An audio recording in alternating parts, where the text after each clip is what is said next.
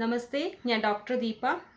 ഇന്നത്തെ നമ്മുടെ ടോപ്പിക് എന്ന് വെച്ച് കഴിഞ്ഞാൽ അണുതൈലത്തിനെ കുറിച്ചിട്ടാണ് പറയാൻ പോകുന്നത്. ഇതാണ് അണുതൈലം.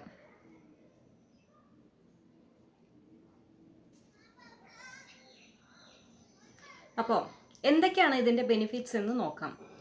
അണുതൈലം ശരിക്കും പറഞ്ഞാൽ നമ്മൾ ദിനചര്യയിൽ, ആയുർവേദത്തിൽ ദിനചര്യയിൽ പറയുന്ന ഒരു കാര്യമാണ്. അതായത് ദിനചര്യ എന്ന് വെച്ചാൽ എല്ലാ ദിവസവും നമ്മൾ ചെയ്യേണ്ട കാര്യങ്ങളെ ആണ് ദിനചര്യ എന്ന് പറയുന്നത്. അപ്പോൾ അതിൽ ഉൾപ്പെടുത്തിയിട്ടുള്ള ഒരു പ്രൊസീജിയറാണ് നസ്യം എന്നുള്ളത്. നസ്യം എന്ന് വെച്ച് കഴിഞ്ഞാൽ ഞാൻ ഓൾറെഡി വീഡിയോ ഇട്ടിട്ടുണ്ട്. അപ്പോൾ നമ്മുടെ കഴുത്തിൻ്റെ മുകളിലേക്കുള്ള എല്ലാ അസുഖങ്ങളെയും നമുക്ക് മാറ്റാനുള്ള ഒരു മാർഗമാണ് നസ്യം കൊണ്ട് ഉദ്ദേശിക്കുന്നത്. അപ്പം നസ്യം ചെയ്യാൻ വേണ്ടി ഉപയോഗിക്കുന്ന മരുന്നാണ് അണുതൈലം എന്നുള്ളത്. കുറേ ഷഡ്ബിന്ദു തൈലം അങ്ങനെ ഒത്തിരി ഇതുണ്ട്. പക്ഷേ നമ്മൾ ഇന്ന് പറയാൻ പോകുന്നത് അണുതൈലത്തിനെ കുറിച്ചിട്ടാണ് സ്പെസിഫൈഡ് ആയിട്ട്. ഇനി നമുക്ക് ഇതിൻ്റെ ബെനിഫിറ്റ്സ് എന്തൊക്കെയാണെന്ന് നോക്കാം. ദിനചര്യയിലുള്ളതാണ്, അതേപോലെ തന്നെ നമ്മുടെ ത്രിദോഷങ്ങളെയും ബാലൻസ് ചെയ്യാനുള്ളതാണ്. പിന്നെ നമുക്ക് നമ്മുടെ സെൻസ് ഓർഗൻസ്, പഞ്ചേന്ദ്രിയങ്ങളും ഇതുപോലെ തന്നെ നല്ല ക്ലിയർ ആയിട്ട് അതിൻ്റെ ഫങ്ഷൻസ് ചെയ്യാൻ വേണ്ടി ഹെൽപ്ഫുൾ ആയിട്ടുള്ള ഒരു ഇതാണ് നമ്മുടെ നസ്യം എന്നുള്ള പ്രൊസീജിയർ.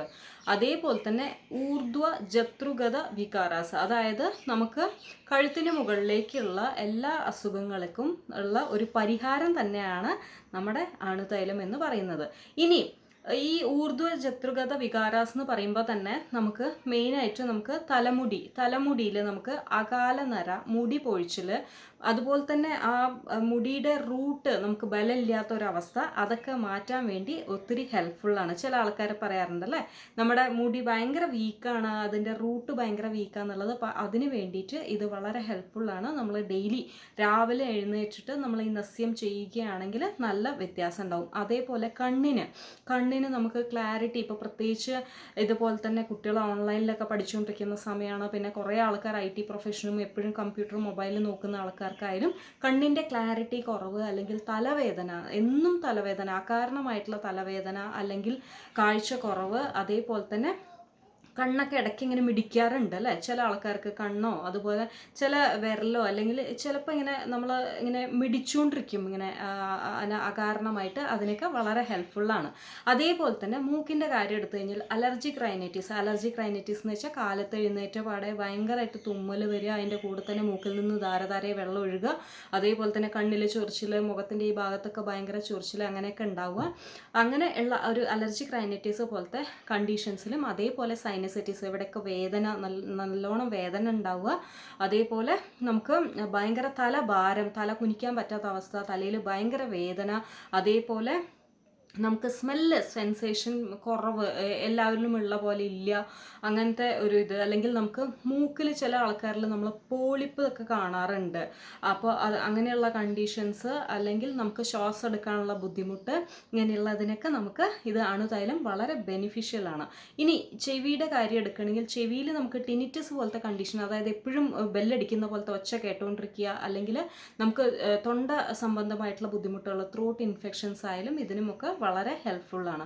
ഇനി നെർവ് സംബന്ധമായിട്ടുള്ള എന്താ പറയുക, ഞരമ്പ് സംബന്ധമായിട്ടുള്ള എല്ലാ അസുഖങ്ങൾക്കും നമുക്ക് വളരെ ഹെൽപ്ഫുള്ളാണ്.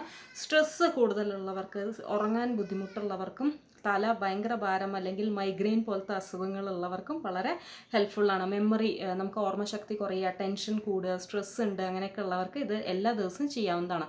പിന്നെ കഴുത്തിൽ വല്ല ബുദ്ധിമുട്ടുകൾ, നമ്മുടെ സ്പോണ്ടിലൈറ്റിസ്, സെർവൈക്കൽ സ്പോണ്ടിലൈറ്റിസ് ആയിരിക്കാം, അല്ലെങ്കിൽ ഫ്രോസൺ ഷോൾഡർ, ചില ആൾക്കാർക്ക് പറയാറുണ്ട് കൈ പൊക്കാൻ പറ്റുന്നില്ല, അല്ലെങ്കിൽ പിന്നിലേക്ക് പോകുന്നില്ല കൈ, പ്രത്യേകിച്ച് ഒരു ആംഗിളിൽ എത്തുമ്പോൾ ഭയങ്കര വേദന, അങ്ങനെയൊക്കെ പറഞ്ഞ് വരാറുണ്ട്.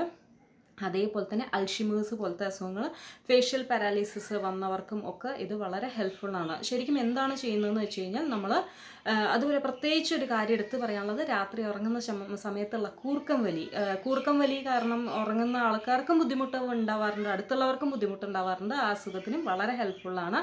അതേപോലെ തന്നെയാണ് നമുക്ക് എങ്ങനെയാണ് ഇത് ചെയ്യേണ്ടത്, എന്താണ് ചെയ്യുന്നതെന്ന് വെച്ച് കഴിഞ്ഞാൽ രാവിലെ വെറും വയറ്റിൽ നമ്മൾ എഴുന്നേറ്റ ശേഷം വെറും വയറ്റിലാണ് ഈ പ്രൊസീജിയർ ചെയ്യേണ്ടത്. നന്നായിട്ട് സ്റ്റീം എടുക്കണം. നമ്മൾ ആവി കൊണ്ട ശേഷം കട്ടിലിൽ കിടന്ന ശേഷം ഈ 2 മൂക്കിലും 2 തുള്ളി മരുന്ന് ഒറ്റിക്കല. ഈ പ്രൊസീജിയറിനെ കുറിച്ച് ഞാൻ ഓൾറെഡി വീഡിയോ ഇട്ടിട്ടുണ്ട്, ജസ്റ്റ് പറഞ്ഞെന്ന് മാത്രം. അങ്ങനെ ചെയ്തതിൻ്റെ ശേഷം ഒരു 5 മിനിറ്റ് അങ്ങനെ തന്നെ കിടക്കണം. അതിന് ശേഷം പിന്നെ നമുക്ക് ഇവിടെ ഉള്ള കഫം മുഴുവൻ ഇറങ്ങി നമുക്ക് തൊണ്ടയിലേക്ക് വരും. അത് നമുക്ക് പുറത്തേക്ക് തുപ്പിക്കളയണം. അതിന് ശേഷം ഒരു 5 മിനിറ്റ് കഴിഞ്ഞതിൻ്റെ ശേഷം നമുക്ക് ചെറുതായിട്ടൊന്ന് ഗാർഗിളിങ് കുലുക്കുഴിയാവുന്നതാണ്, ചെറിയ ചൂടുവെള്ളം വെച്ചിട്ട്. അത് നന്നായിരിക്കും. ഇതാണ് ശരിക്കും പറഞ്ഞാൽ അണുതൈലം കൊണ്ട് ചെയ്യേണ്ടത്.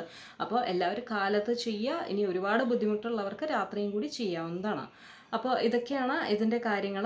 പിന്നെ പ്രത്യേകിച്ചിട്ടും ആരൊക്കെയാണ് ചെയ്യാൻ പാടില്ല എന്ന് ചോദിച്ചു കഴിഞ്ഞാൽ ഗർഭിണികളായിരിക്കുന്നവരും ഏറ്റവും ചെറിയ കുട്ടികളും ചെയ്യാതിരിക്കുക. അതേപോലെ അതാണ് പ്രത്യേകിച്ച് പറയുന്നത്, കാലത്ത് എഴുന്നേറ്റ പാടെ ചെയ്യേണ്ട ഒരു പ്രൊസീജിയറിന്, അല്ലാതെ ഭക്ഷണം കഴിച്ച ശേഷം അങ്ങനെയുള്ളതൊന്നും ചെയ്യാൻ പാടില്ല.